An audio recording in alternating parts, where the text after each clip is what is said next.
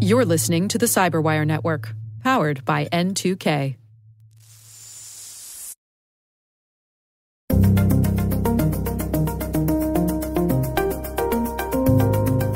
If you look at highly regulated industries, things like financial services, they are far less likely to fall victim to something like this because they have that playbook that they have to follow for every single request. Hello, everyone, and welcome to the CyberWire's Hacking Humans podcast. This is the show where each week we look behind the social engineering scams, but there's more. We look behind the phishing schemes. We look behind the criminal exploits that are making headlines and taking a heavy toll on organizations, not just in our neighborhood, Joe, but around the world, Dave. The world. I'm Dave Bittner from the CyberWire, and joining me is Joe Kerrigan from the Johns Hopkins University Information Security Institute. Hey, Joe. Hi, Dave. We got some good stories to share this week. And later in the show, John Wilson, Senior Fellow Threat Research at Fortra, is talking about a recent report on email impersonation attacks.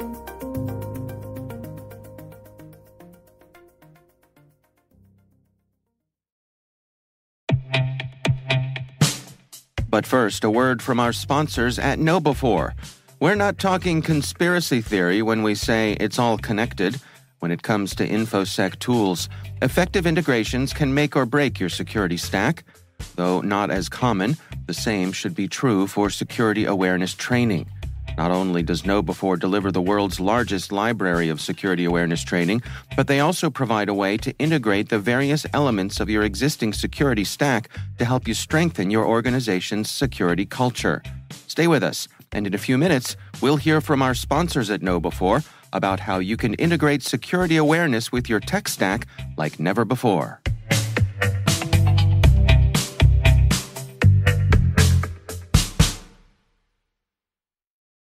All right, Joe, before we jump into our stories here, we have some follow-up. What do we got? Yeah, Dave, Terry wrote in with some follow-up and some comments on episode 262. That was where I was talking about the survey that we did. By the way, Dr. DeBura, our student worker, Jamie Stelnick, and I will be at the Maryland Cyber Conference on December 6th talking about this. Cyber Maryland? Cyber Maryland. That's what I meant. All right. Not Maryland Cyber Conference, Cyber Maryland. That's the one. We'll be there. We are on a panel for this survey. So nice. if you're there, stop by and say hi. All right. But Terry writes, hello. He doesn't say dear. He says, hello, Dave and Joe. Just some of my thoughts on the comments on how much Joe dislikes the jargon used by the cybersecurity community, and I completely agree. I feel like it hampers efforts to secure non-technical people. Simply because they don't understand what is being talked about. And I would agree with that statement 100%. Mm-hmm. I've always tried to use more everyday terms to talk about security, such as phishing via text instead of smishing, or phishing via QR code instead of crishing. Right. And I have had this conversation about crishing with like 3 or 4 times in the past week. Oh, yeah? Where everybody is like, this is the absolute worst. Why are we doing this? Yeah. As for the term social engineering, I feel like it could be more closely related to real life, since it's called con games or cons. Why not simply call them digital con games or digital cons? Love the show. Yeah, I like that. I like that too. Digicons. Although that sounds like a digital conference. Right. There probably is a conference called Digicon. Right. And there's also that, it might also sounds like some anime program that also sells trading cards or something. Right. But digital con games, that's fair. Yeah, digital con games, good. Yeah. Digital lies, I don't know. Digital lies, not so much. Digital cons, I think. Look, every industry has their lingo, which is partly how they gatekeep and partly how they tell who's in the club and not. Right. And you know what? Some of that. In our industry, particularly with the social engineering field, we really shouldn't be gatekeeping this. Yeah. This should be something everybody should be involved with. Everybody. Yeah. It's not something that you want to keep. It's not a club, right? We want everyone to be safe. Sure.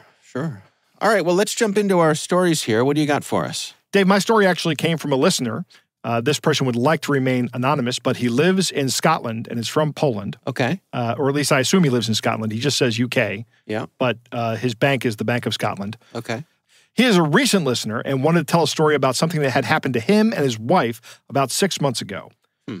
It was a Saturday evening, and his wife got a phone call claiming to be from her bank's fraud department. And it seemed legit because the scammer knew the wife's name, her surname, and her date of birth. So they had all this information before they even started the call. Okay. They knew what bank she was with, and they told his wife that her life savings were in danger. So she must move quickly to move the money to protect it, of course. Now, this is a very common scam. We see it a lot, right? We talk about it all the time on this show.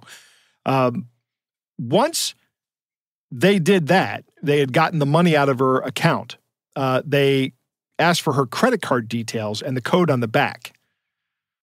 So they continued going on with this. His wife was on the phone for 45 minutes, and they got all this information. Okay. At some point in time, his wife says, someone from the bank wants to talk to you. And then they try to scam our listener.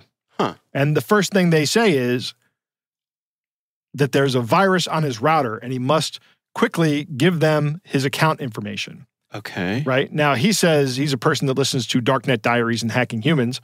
And he says, who are you, and why are you calling me? He said, he also said, that's not how viruses work, and banks are closed on the weekends. Okay. Right? But they had a response to that. They said, no, we're from a special fraud prevention team, and you need to act quickly. But he said, no. They work 24/7. Right, yeah. So he said that he essentially hung up the phone at that point in time. He actually logged into his bank account on his own and said, nope, everything looks fine. And it was a different bank. So he's not with the same bank his wife is. Okay. So at this point in time, while he's on the phone with these scammers, he asks his wife to call the police while he's on the phone and trying to stall them. And the police say they can't do anything to help. Yeah. They say you need to call or file a report with action fraud. So they hang up with the scammer, and they called the bank and they blocked the card. They called the bank's fraud department and said, nope, please turn that card off. Those are all going to be fraudulent charges. But the money was already gone out of the savings account. Wow. It was already moved. Okay. When he talked to the fraud department, they were like, well, this is the weekend. We can't do anything about it till Monday. He then looked up the Action Fraud organization, which is a UK organization for filing complaints, kind of like our IC3. Okay. I don't know if there's anything that happens when you file a complaint with Action Fraud. I don't know if there is a case that gets opened, but I don't know if there are tons of cases that get open. I don't know how it works, but he figured out, or he realized that it was going to take a long time to fill out the form, so he wanted to make a phone call instead. And he got on the phone and waited for hours to have somebody pick up. And he was not really successful. Then the next day, another couple of hours, and finally someone picks up, and they took all the details but said, don't try to pursue these bad guys because they are dangerous criminals, which I think is good advice. They called the bank again. The bank says, no, we're not giving you back your 11,000 pounds. That's how much money was taken out of these people's account. Okay. 11,000 pounds. Saying it was our fault for falling for the scam. Now, this is Bank of Scotland that was doing this. I think RBS, that might be the same bank. I don't know. Royal Bank of Scotland? Yeah, Royal Bank of Scotland. Okay. They stopped taking his calls, and he finds that he can report the bank for acting this way. Okay. Now, I mean, here's the thing. He's not a native to Scotland or to the UK. Yeah. So I think some people think, okay, well, this guy, I could just make him go away by ignoring him, right? But he's persistent. So he calls the bank up, and he tells the bank, look, this is against the law. What you're doing is against the law. We notified you of these fraudulent transactions when they were happening. If you're gonna maintain this banker's hours stuff, this is my opinion here. If you're gonna maintain the banker's hours and not show up to work until Monday and then process all these things on Monday, if I call you on Saturday and call your fraud department, that's plenty of time for you to stop those transactions from happening Monday morning. Yeah. Those transactions should not happen, regardless of what your system is. The bank personnel essentially buckled here, and they did refund him his money. Oh, good. So he got his money back. He's upset with everybody involved. I understand, but sure, you got your money back. So be happy about that. A lot of people do not get that. Right. He's upset with the fact that it takes Action Fraud. Action Fraud is a 60-minute web form to fill out. He said he estimated it takes about 60 minutes to fill out a complaint form. and you can't get anyone to answer the phone there. Yeah. And then the police were not willing to help. And he had information, like they were buying plane tickets. So wow. He knew where they were going to be and when they were going to be there, and the police didn't do anything. I would have said, it's the UK. It's not the same as it is here in the US, where you have rights and stuff. There's fewer rights in the UK. So were I in law enforcement, I would be very interested in who is getting on that plane after having fraudulently purchased a ticket. Now, granted, Dave, I'm not a lawyer, and I'm certainly not a UK lawyer. Well, I think also this is a nonviolent crime. It is a nonviolent crime. It doesn't rise to the level that interests them. Right. Police are probably overwhelmed. Yeah. With these kind of things. Yeah. And really, you're essentially on your own here. But it's good for our listener that he got his money back and was made whole by his bank. Yeah, absolutely. I'll point out that what this reminds me of is that in a lot of cases, and I've heard this particularly coming from the UK, that people don't get their money back because my understanding is that the way that the law works there is that if you enable the transfer and if you make that transfer happen, right, that's your fault. Right. And so the bank isn't responsible for those funds. Yeah. I would say this is a good reason for doing these sort of big transactions through things like credit cards, where you have the backing of the credit card company behind you. Yeah. Well, this is a different case. This is somebody calling and impersonating your bank. Right. Right? Yeah. And what we say every time is when someone calls and tells you they're from your bank, you say, "What's your extension? I'll call you right back." Right. And if they say, "Well, I don't have an extension," you just say, "Can I just ask for your fraud department? Because that's what I'll do. I'll call you back on the number I have for you and call the fraud department." Right. And don't call back on the number they give you. No, the number they give you is going to just ring them right back. So don't do that. Yeah. Yeah.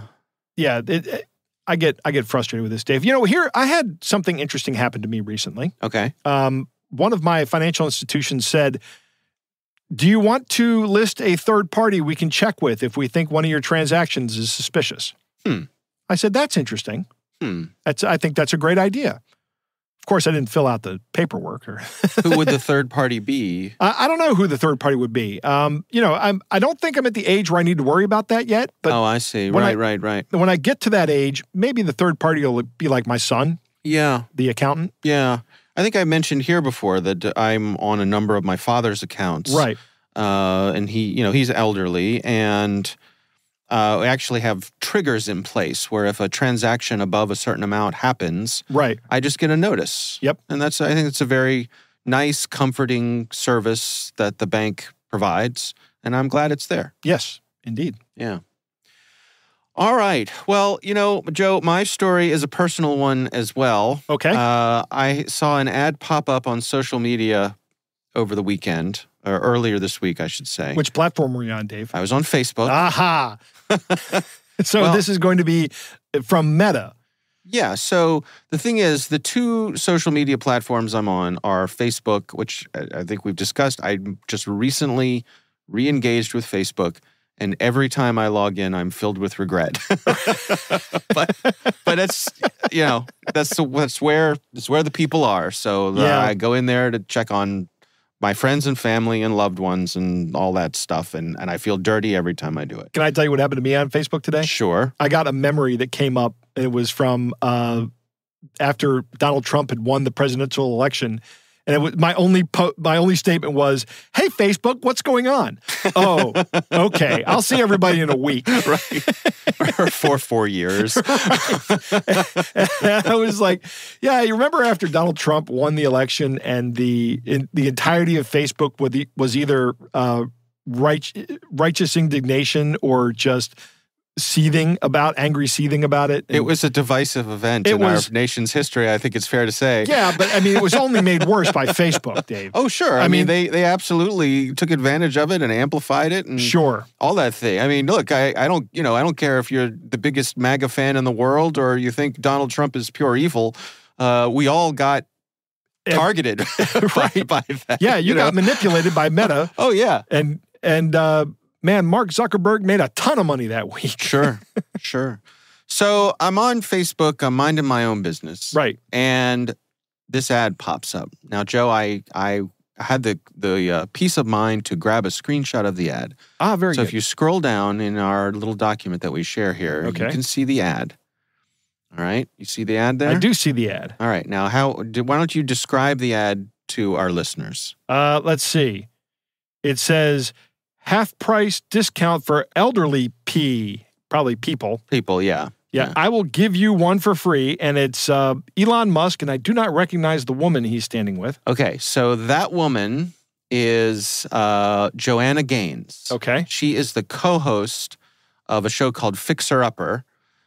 She's a home improvement legend. Okay. Okay. So she is she does these home improvement shows where she's the designer, and then her doofus husband Chip does all the work. Okay. Gee, that sounds awfully familiar. It's a little close to home for me. So that's how my house got laid out. Well, this is a popular format on these home improvement shows, where you have the very smart, capable, attractive woman and her doofus husband who, can swing a hammer, right? And the woman does make good design decisions. Oh, yeah. My house is beautiful. And their show is, very popular. They have in fact, I believe they have an entire network now. Like one of the home improvement networks got renamed because of them. So at any rate, she is very well known, very popular. I'm guessing that whoever created this ad did a simple Google search and said, most trusted celebrity men, most trusted celebrity women. Right. And Elon Musk was on the list, and Joanna Gaines was on the list for who do people trust. Right. So in this picture, Elon and Joanna are standing next to each other, and they're holding these white objects with green lines across the bottom of them. And from the look of Elon's left hand, it doesn't look like he's really holding that at all. It looks like it's just been photoshopped in. Do you think? Same with Joanna. Yeah, you think? His right hand, mildly convincing. Yeah. So they're holding a device. It's about the size of a mobile phone, white plastic. It's got a little green stripe, probably 2/3 of the way down it, and looks like it's illuminated from behind. It looks like a white Alexa to me. Yeah, and it says at the bottom, "Stop overpaying your power bill." All right. Okay. So there's a link there, and if you click through, now I did not click through because I didn't want to confirm, that I had any interest in this whatsoever. Right. Because I knew this was a scam. Scam ads. I knew this was a scam, yeah. And I knew, I had a pretty good idea that I knew what this device was, but I knew the ad was a scam, no question. So I went, I opened up a new tab, put in the web address, and off I went. And sure enough, this is a scam. Right. So you get to the page where they're trying to sell you this thing, and they make it look like, Fox News reports, government is about to shut down secret device. Elon Musk agrees to stop manufacturing super device that will lower your bills by 90%. Power companies hate him. It's that. It's, every of those little tropes are thrown at you on this webpage. The device itself, it is supposed to be plugged into your electrical outlet, and it claims to magically smooth the power delivery in your house, and that is what's going to lower your electrical bill by up to 90%. Okay. Claim. Smoothing out the sine wave from the electric company does not lower your power bill. Correct. It does condition the power, and there are devices that will do this. I bet this device doesn't even do that. Basically, inside this device is a capacitor. That's it. That's what's in there. Now, I will include in the links in the show notes here a link to a video from a YouTuber named Big Clive. I don't know if you're familiar with Big Clive, but he is a gent from the UK who takes apart electronic things, reverse engineers them, and explains to you what's in them and how they work. I think I've seen some of Big Clive's work. It's entertaining. If you're a gadget geek, Big Clive is a channel you might want to know about. And I enjoy his stuff. And sure enough, he took one of these apart, exactly one of these apart. And it's a scam. In fact, the one he took apart had a capacitor inside that wasn't wired to anything. Just sitting there. Right. Now, minding its own business. Yeah, exactly. So here's the thing.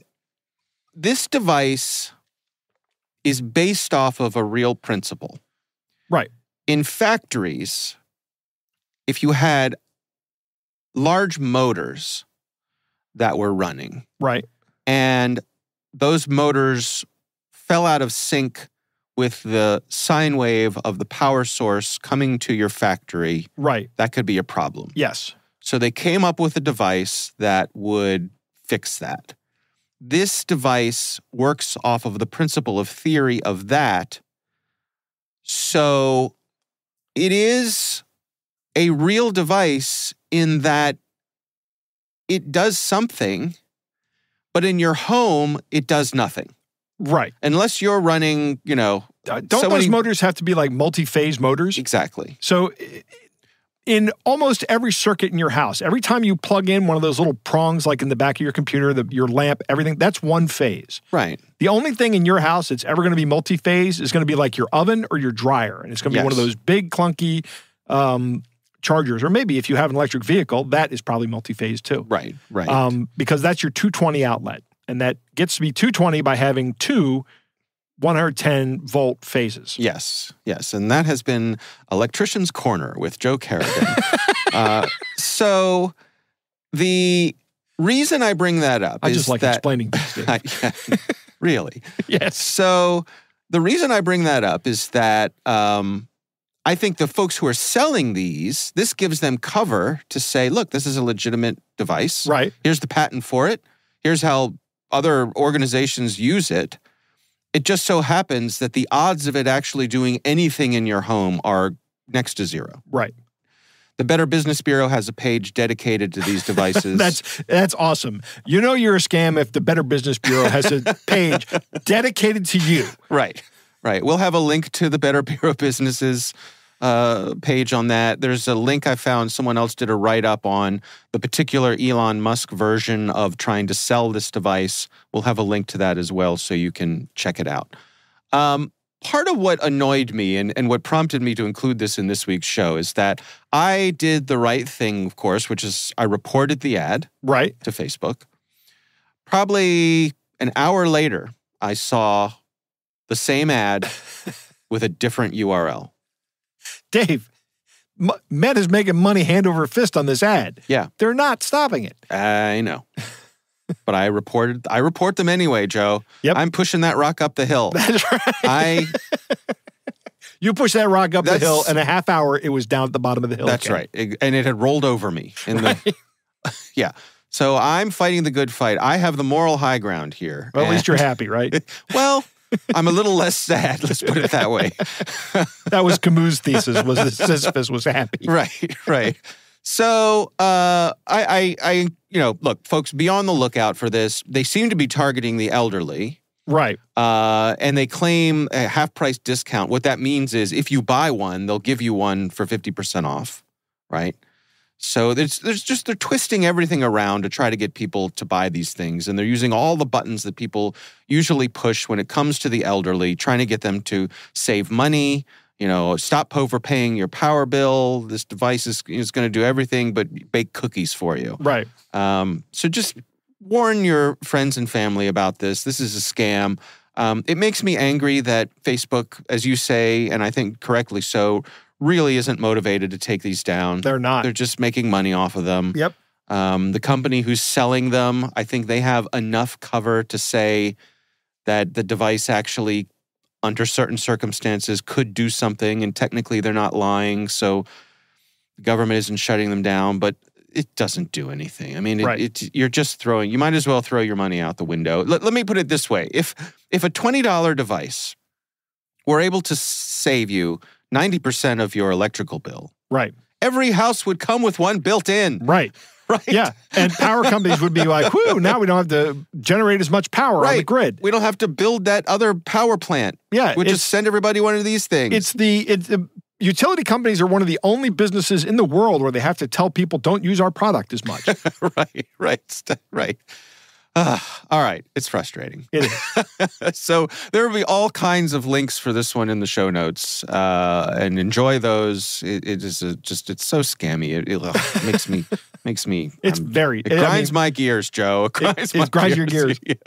It's like an episode of Things Dave hates. There you go. There you go. All right. That is my story this week. Joe, it is time to move on to our catch of the day.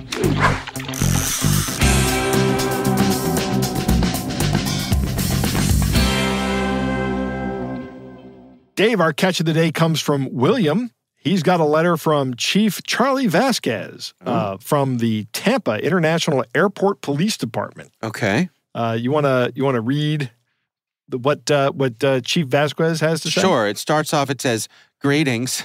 We write to inform you that after the directors' meeting yesterday, we've resolved to release your fund with the service of DHL Courier Company, as we've secured an immunity that will guide the delivery direct to your doorstep, as the delivery will not stop nor verify the shipment on its way to make the delivery to your destination.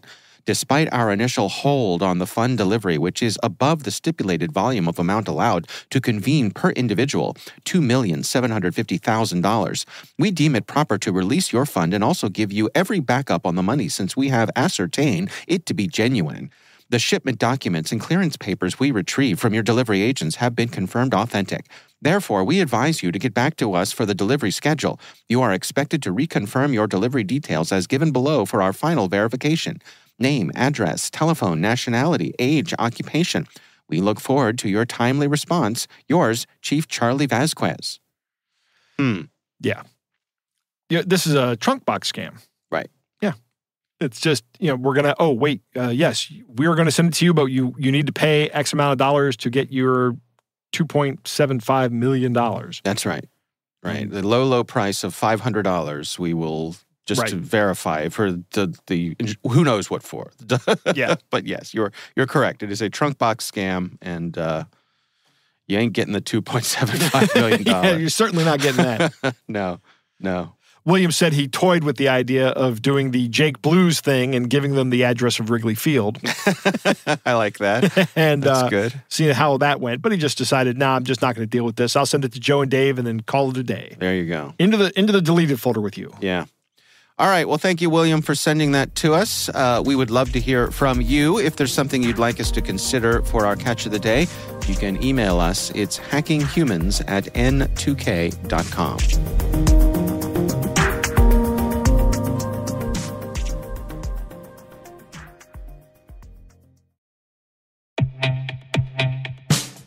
Back to the concept of integrations.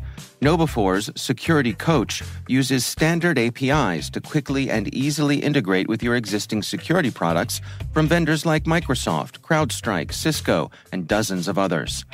Security Coach analyzes alerts your security stack generates to identify events related to any risky security behavior from your users. With this information, you can set up real-time coaching campaigns to target risky users based on those events from your network, endpoint, identity, or web security vendors. These campaigns enable you to coach your users at the moment the risky behavior occurs, with contextual security tips delivered via Microsoft Teams, Slack, or email. With 35 integrations and counting, Security Coach delivers the insight you need to improve your organization's security culture. Learn more about Security Coach at knowbefore.com/securitycoach. That's knowbefore.com/securitycoach.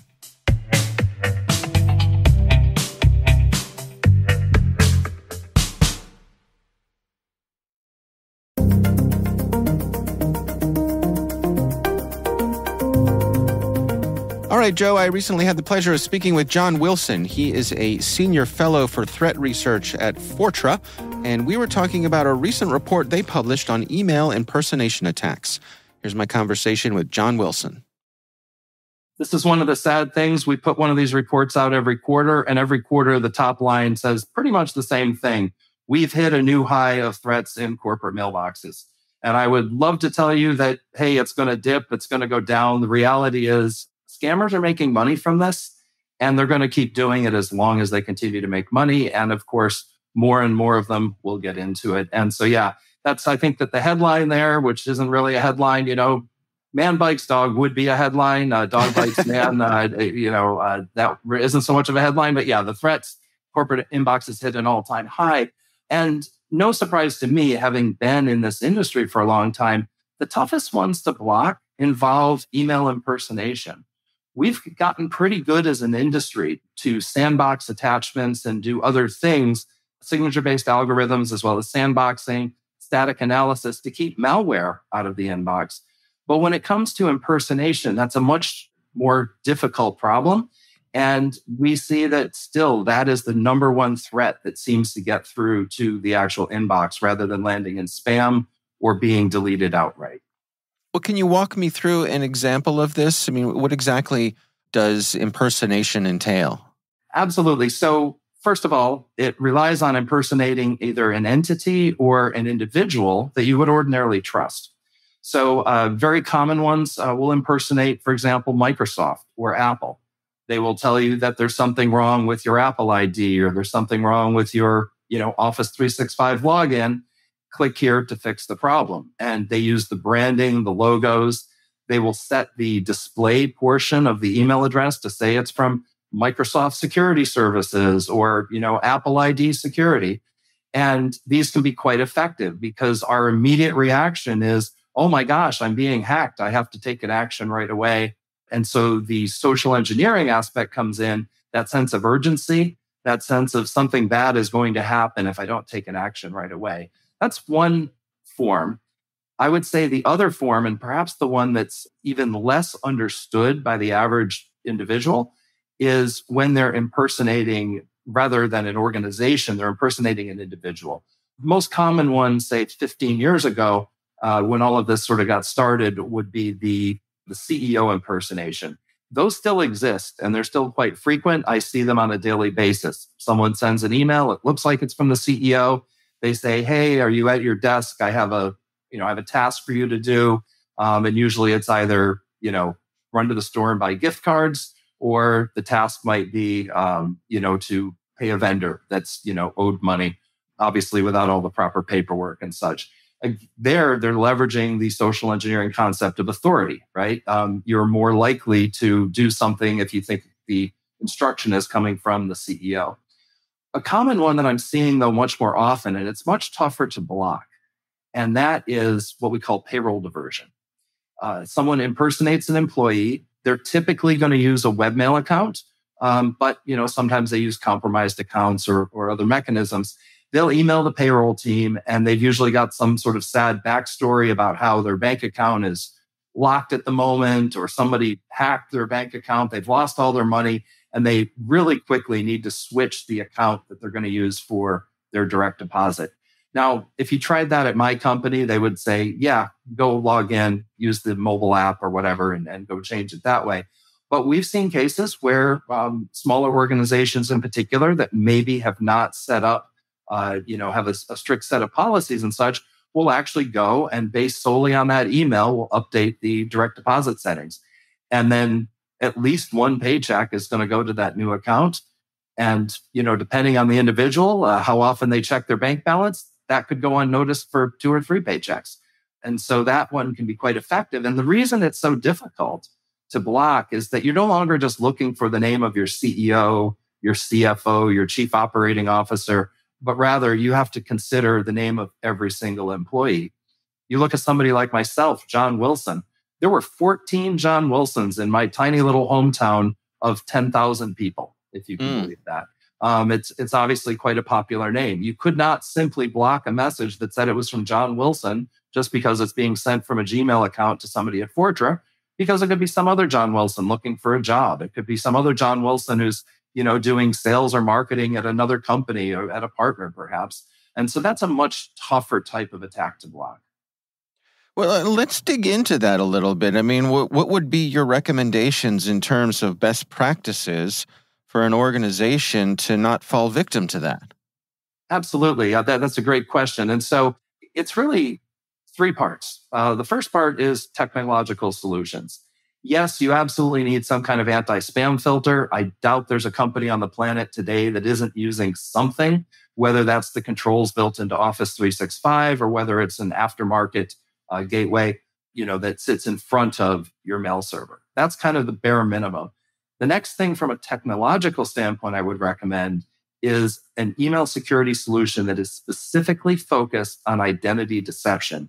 Most of these that are out there utilize machine learning, artificial intelligence, and they essentially build up a map of who is communicating with who are the individuals that are typically communicating with other people within the company, and then looking at the content of the message and trying to find sentiment and putting all those things together, they can start to see that, hey, this does not fit a normal pattern. Why is somebody emailing the payroll team saying they need to change their direct deposit, but they're using an account that we've never seen before, be used for that individual before, and it's an external account. It's not their work account. So that's a whole class of solutions that are out there. Obviously, my company, Fortra, offers one. There are others out there. This is not meant to be a sales pitch, but I would say that that's the second layer that you need. Now, I said there were 3 different aspects. The first being the technology. I've covered that. The second is training. There are many different solutions out there. Again, Fortra has one. There are others as well, where you train folks to understand the risks of phishing and other security risks. And ideally, if all the employees take that training and adhere to it, you're going to be in good shape. Now, the reality is every one of these companies will come in, they'll do an initial assessment, and they'll say, 53% of your employees fell victim to our simulated phishing attack. And then after they do some training, et cetera, they say, hey, you're down to 16% of your employees are falling victim to phishing attacks. Well, that's great. You've got fewer employees falling victim. The reality, of course, is that you still have some portion of the employees that are going to fall victim, right? Because you're never going to drive that number to absolute zero. And then the third thing, and I believe this is really probably the most effective, and it's one of the reasons why these things tend not to happen at very large, well-established companies, is policies and procedures. Things that absolutely must be adhered to. I don't care if it's the CEO literally standing behind you at the desk saying, pay this. If they don't provide the proper documentation, you don't do it.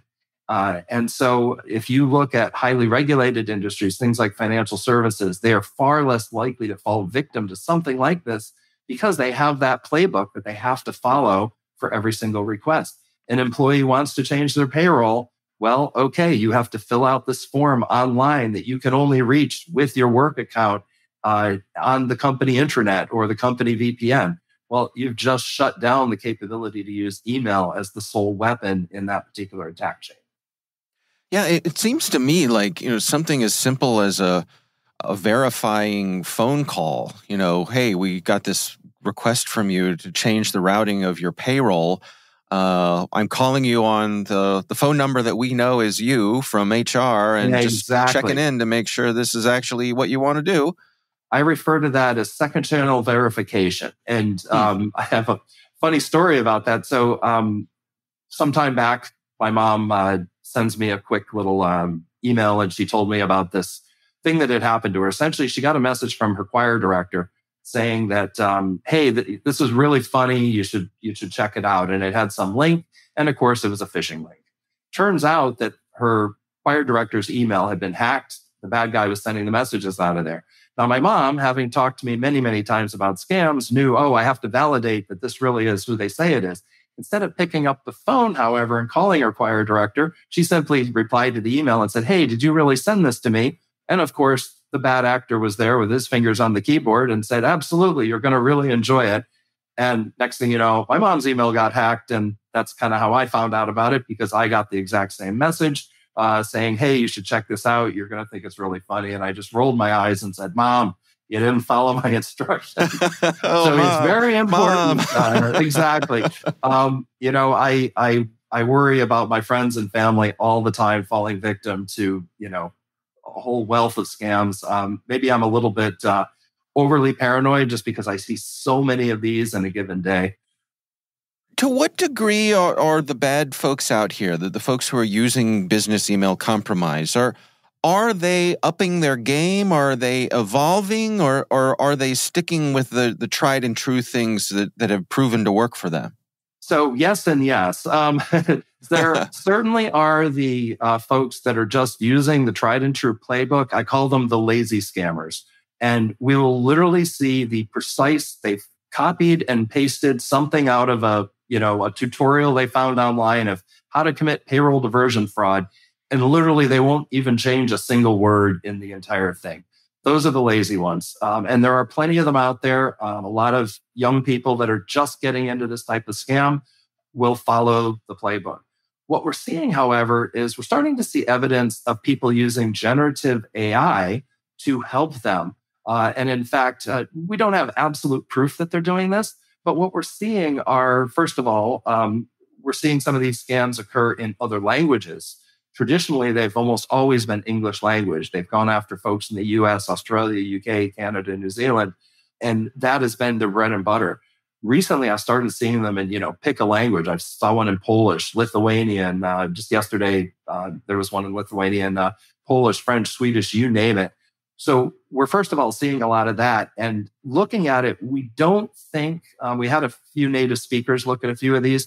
They don't think that it was just a simple copy paste out of Google Translate. They think that there was a little bit more going on there. The other thing that sort of gave us an indication that there might be some use of AI here was that we're starting to see things where the backstory sounds, it's not cookie cutter. It's not cut and pasted from the tutorial that's floating around the internet, but rather, they're adding some unique things to it.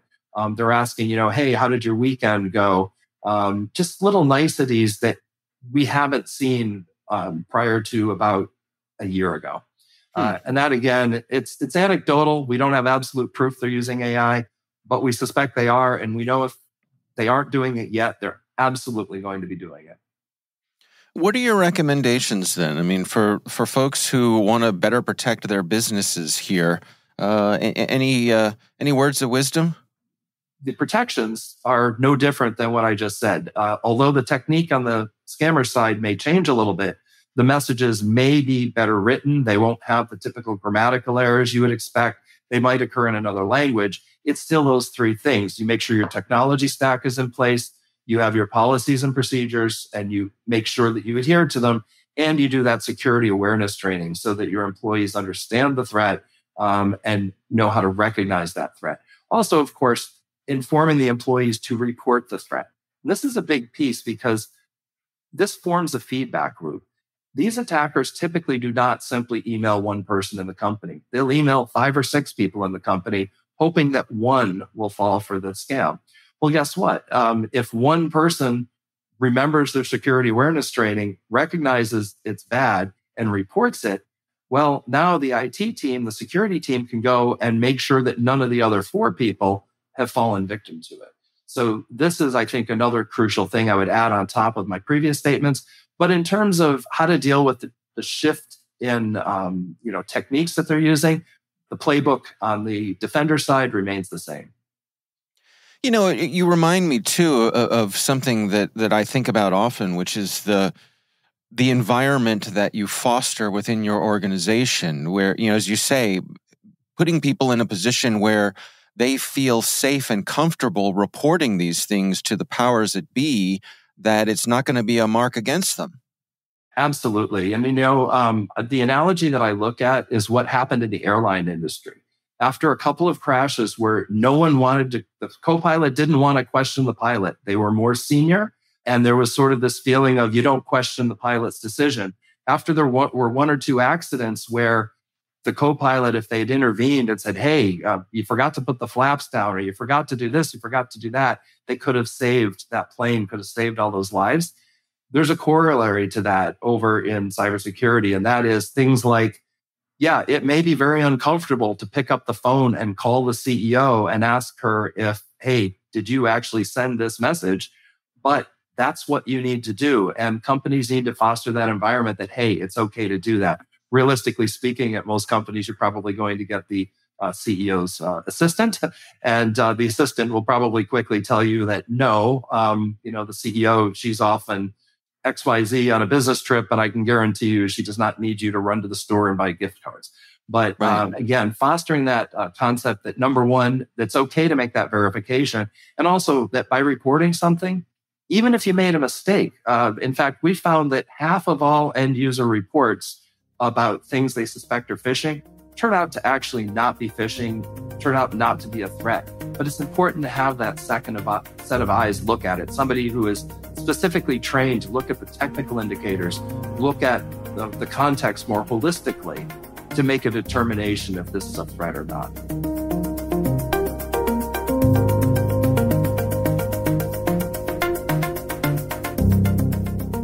Joe, what do you think? It's interesting that every quarter it's just getting worse. Yeah.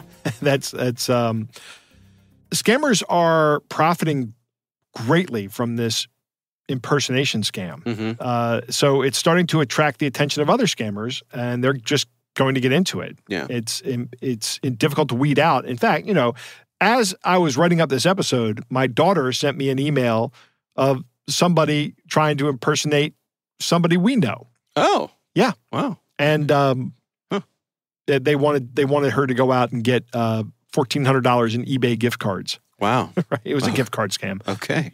Fortunately, my daughter saw right through it. But there might be people who were targeted by this scammer that didn't see right through it. It would be terrible if that happens. Yeah. Impersonation, difficult to weed out. It's easy to weed out the spam and the malicious software, but the impersonation is much harder to prevent. Yeah. Especially if someone is crafting each message individually. It's not going to get caught by those filters. Mm-hmm. You have to flag the email address itself as malicious, and even then, that's not going to help you very much at all. CEO was the number one impersonated thing a while ago. People would say, "Hey, I'm the CEO and I need you to do something for me." Now it's much more common to impersonate the average employee. I think that's an interesting turn of events. Mm-hmm. It's probably because it's much more successful as a scam to redivert people's paychecks than it is to get somebody to send out a bunch of money pretending to be the CEO. Yeah. You could probably get a couple $1,000 pretty easily, as opposed to getting $100,000 very difficult. Right. In a more difficult manner. Yeah, there's a good payday either way. Right. Exactly. Lazy scammers. He talks about the lazy scammers. John does, when the people just go out and buy the scamming kits and then start sending messages out. I'll bet these people still very effective in what they're doing. Yeah. And it's interesting now that we're starting to see these attacks come from generative AI. And he cites some interesting. He doesn't call it evidence yet. It says it's anecdotal. I think as he collects more of this stuff, it'll stop being anecdotal and start being evidential data. Yeah. But we're looking at these generative AI models generating these spear phishing emails in all kinds of languages and being effective. They're not cookie cutter in their templates, and they even have different backstories. Right. Which is interesting. Yeah. I think. This is where it's going. We've been talking about this for about a year now, and now we're starting to see it happening. So I'll say this again. Even though John thinks this is anecdotal, I think that in time, this will be much more than anecdotal. John proposes the same three-pronged defense that I always talk about. That it's people, policy, and tech. And policy is the one that's going to protect you against the financial scams like the payroll redirection. Right. If you're a company and you get scammed into sending someone's paycheck to a scammer, chances are in every court around, at least around America, you're going to be responsible for still paying the employee. That's your loss. Yeah. Right. So it's also the right thing to do.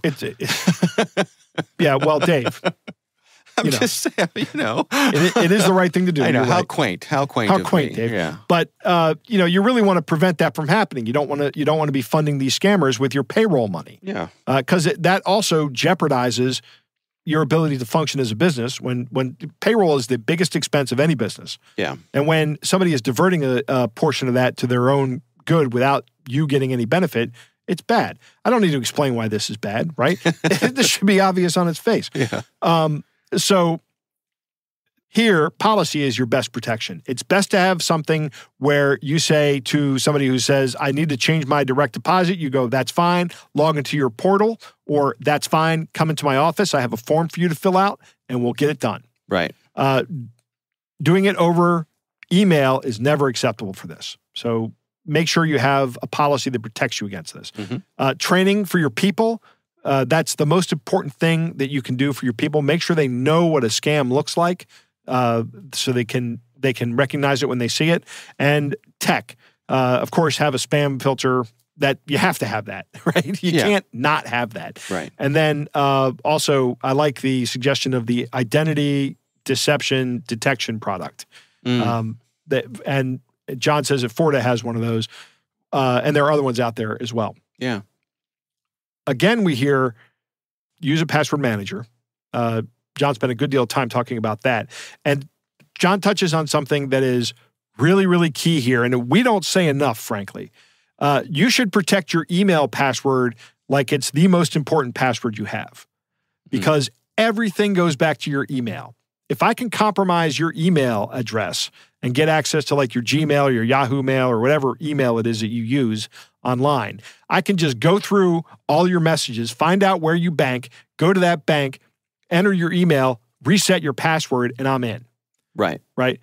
The email is the keys to the kingdom. So protect that email password. And the best way to do that is with a password manager. And I would add multi-factor authentication to it. Yeah, absolutely. Yep. All right. Well, our thanks to John Wilson for joining us. We do appreciate him taking the time.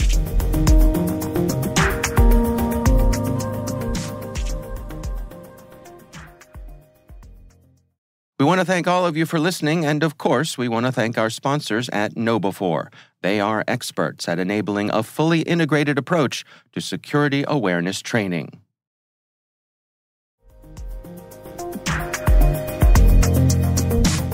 That is our show. We want to thank all of you for listening. Our thanks to the Johns Hopkins University Information Security Institute for their participation.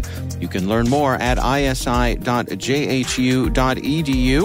N2K Strategic Workforce Intelligence optimizes the value of your biggest investment, your people.